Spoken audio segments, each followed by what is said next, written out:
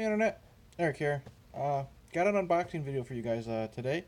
Got some stuff from Scream Factory. They had two sales going on. One is the John Carpenter birthday sale, which I usually take advantage of. I've done one, maybe two unboxing videos for John Carpenter. I know I've done at least one. They pretty much got his whole fucking catalog in their collection. They'll probably never get Halloween, but they got pretty much everything else, and they just added Escape from L.A., which I might get if it's cheap. But I know with it just now being announced, it's not going to be cheap for a long ass time. And then they had a going out of print sale, stuff that they've lost the rights to or something like that. I don't know. So took advantage of that. Got a couple goodies, a couple packages. This one I'm sure is a John Carpenter one because I only ordered two, and the other one is probably the out of print stuff. So let's see what I got. There are a few of you out there who like to watch unboxing videos, collection updates, what have you. So I figured, why the hell not, right? So I'm pretty sure, like I said, this small one is the John Carpenter stuff. So I have vampires. I do not like this cover at all. I do not like the way it looks, so hopefully it's got the original artwork. They usually do, but this is one of my favorite John Carpenter movies of all time, and it's one of my favorite vampire movies. Forget everything you've heard about vampires warns Jack Crow, James Woods, who's fucking awesome in this movie. The leader of Team Crow, a relentless group of mercenary vampire slayers. When Master Vampire Valak, Thomas Ian Griffith, who is he's the villain in Karate Kid 3, if that makes any sense. Having him as a vampire. Crow and his soul, he decimates Crow's entire team. Crow and the Soul Team survivor Montoya, Daniel Baldwin. So, Daniel needs work. Set out in pursuit, breaking all the rules. Crow and Montoya take one of Valak's victims hostage, a beautiful but unlucky prostitute. She is the sole psychic link to Valak, and they use her to track down the leader of the undead. As Valak nears the climax of his 600-year search for the Brazier's Cross, which is basically a cross that allows him to walk in daylight, Jack and the new Team Crow do everything possible to prevent him from possessing the only thing that can grant him and all the vampires the power to walk the world in daylight, which is what I just said. A lot of fucking fun. James Woods is amazing in this. New interviews with director John Carpenter, producer James Woods, Thomas Ian Griffith, and Tim Guiney. I think he's the one that plays the priest that James Woods likes to call Padre. Greg Nicotero. Commentary with Carpenter, score, making a featurette. So this is a lot of fun. Excited. And I'm also excited because I know what else I got. My favorite John Carpenter film of all time, Big Trouble in Little China. Just released this special edition. I actually really like this cover. I might keep that one. 2 discs. Kurt Russell stars as Jack Burton, a tough-talking truck driver.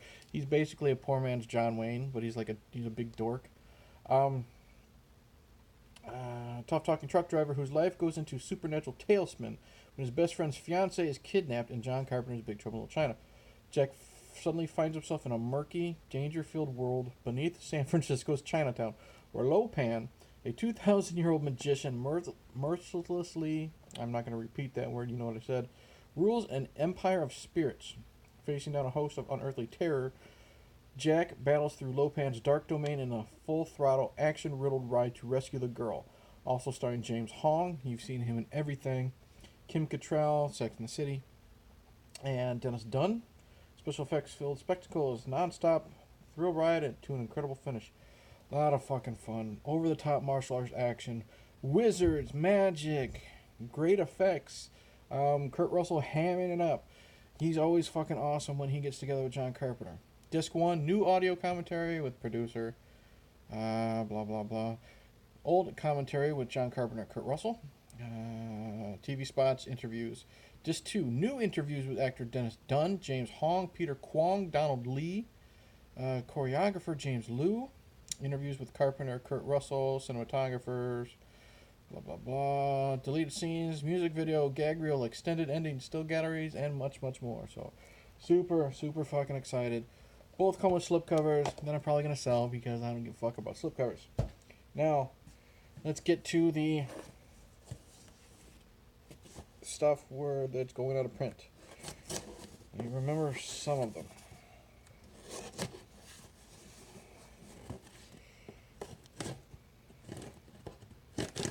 I will say this, they have improved a lot with their packaging. They actually do wrap it up, their stuff up, and keep it so they don't fall out, get shifted around. Because Scream Factory, Shout Factory, whatever, they used to be notoriously horrible for their bad packaging. So here we go. That's the receipt. Chuck Norris and Braddock, Missing in Action 3. Now I have, the Blu-rays are not in the other room. I have Missing in Action 1, and now I have Missing in Action 3. Scream Factory does not have the rights to Missing in Action 2. But when Colonel James Braddock, Missing in Action is fun. It's cheesy, stupid shit, but it's fun. Chuck Norris. What do you expect? Colonel James Braddock is told that his wife and 12-year-old son are still alive in communist Vietnam. He mounts a one-man assault to free them. Armed with the latest high-tech firepower, Braddock fights his way into the heart of the country. It's battling his way out with several dozen abused children in tow. Struggling to protect the kids while outmaneuvering the sadistic Vietnamese officer General Quoc, Braddock ignites the jungles in a blazing race for freedom. Final chapter of the Action Pass Missing in Action trilogy, directed by Chuck's brother Aaron Norris, stunt coordinator for both Part 1 and 2. Alright, so there's that. I'm not expecting a lot. The first one was fun. I'm sure this one's going to be over the top and fun. I think it's Canon Films, so that explains a lot. I could be wrong. Yep, Canon Films, so I know what the fuck I'm getting with that. What we got here? Dolls. Now I'm going to open this one up first because I actually checked to see... Well, here, let me read this. I remember this when I was a kid. I just recently saw it for the first time less than 5 years ago. But I always remember the original artwork. Now, 9 times out of 10, I replaced the Scream Factory artwork with the original because this one looks okay. But let's see if they got it. Yes, this is one of the many VHS covers that I will always remember from childhood. Walking through the horror section at the video store. Dolls. Look at that fucking shit. I'll go ahead and replace that. But they're cute, they're cuddly, and they kill. From horror director Stuart Gordon, producer Brian Yuzna, and I've seen 2 of his films, don't like him, and screenwriter Ed Naha, comes this fiendish nightmare that combines the pint-sized playmates of childhood with bone-chilling fun. Precocious girl, her nasty parents, 2 punk rock losers, and a weak-kneed salesman inadvertently become the guests of 2 ghoulish senior citizens in their dark, haunted mansion. The old couple makes and collects dolls that, while not sitting still like good little mannequins, creep around in the night, offering the guests one by one. You may laugh at first, but if they turn on you, you'll regret it for the rest of your short life. Guy Rolfe, Stephen Lee, and Carolyn Purdy Gordon starring this bloody good terror trap that delivers its frights, funs, and FX and all that crap. Special features, commentary with the director and writer, commentary with actors, Toys of Terror, the making of dolls, an all-new retrospective featuring interviews with the director, producer, and stars, blah, blah, blah, blah, blah, blah, and the trailer. So, yeah. Like I said, I saw this for the first time less than 5 years ago. I think my daughter, well, if I say less than 5, yeah, my daughter was probably born. Yeah, I'm pretty sure my daughter was born when I saw this. I don't fucking remember. Anyways, like I said, I always remember the cover. I've already switched it. That's creepy as shit. We got Monkeyshines, George A. Romero. Alan Mann is a bitter, angry, and vengeful man ever since the accident left him paralyzed from the neck down. He's fed up with himself and everyone around him. All that changes when he's given Ella, a monkey trained to meet his every need. But when Ella begins anticipating Alan's thoughts, strange and deadly things start happening.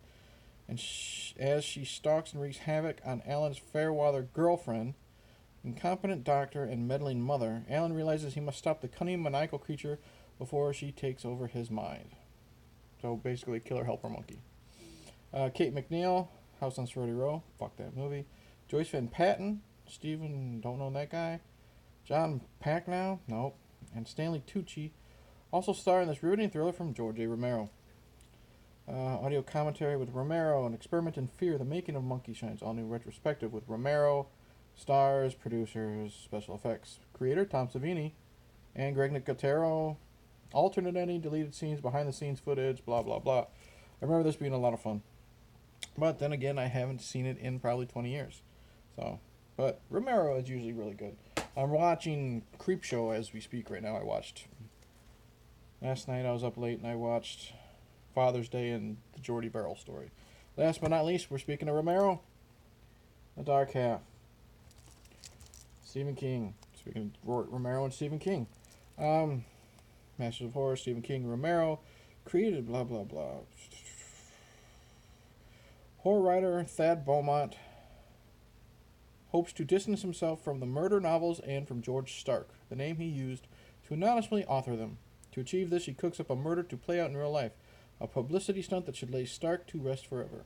When the people around him are found gruesomely slain, and his own fingerprints dot the crime scenes, Beaumont is dumbfounded until he learns that Stark has taken his life of his own and has begun a gruesome quest for vengeance.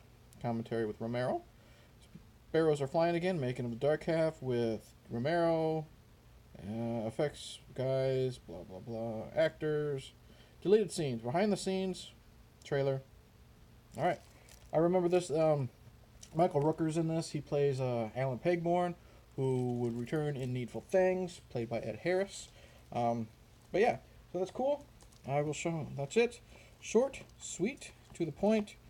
Some of you guys like these collection update videos, unboxing videos, whatever you want to call them. That's what I got. Alright.